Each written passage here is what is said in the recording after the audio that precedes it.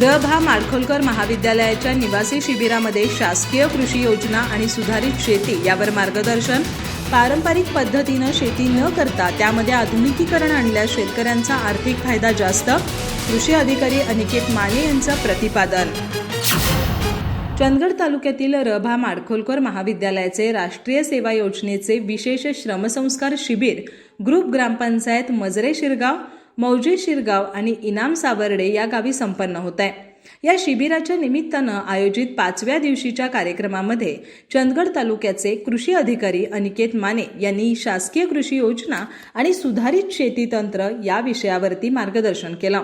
उपस्थित शेतकरी आणि राष्ट्रीय सेवा योजनेचे स्वयंसेवक यांना संबोधित करत असताना ते म्हणाले की शेती व्यवसाय हा पारंपरिक पद्धतीनं न करता त्यामध्ये आधुनिकीकरण आणल्यास शेतकऱ्यांचा आर्थिक फायदा जास्त होईल. त्यांनी भात आणि ऊस या 2 पिकांची उदाहरणं घेऊन ती आधुनिकीकरणाच्या पद्धतीनं कशी करता येतील आणि अधिक उत्पन्न कसं मिळवता येईल यावर मार्गदर्शन केलं.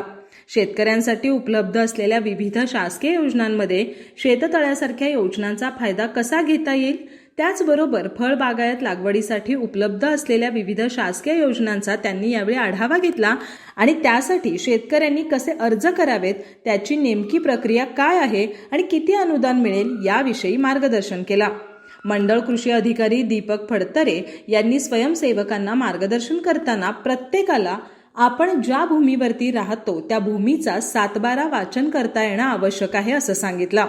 या कार्यक्रमाच्या अध्यक्षस्थानी तंटामुक्ती समितीचे अध्यक्ष दिलीप वाके होते. त्यानंतर रात्री जादूगार शालिमार यांचे जादूचे प्रयोग दाखवण्यात आले.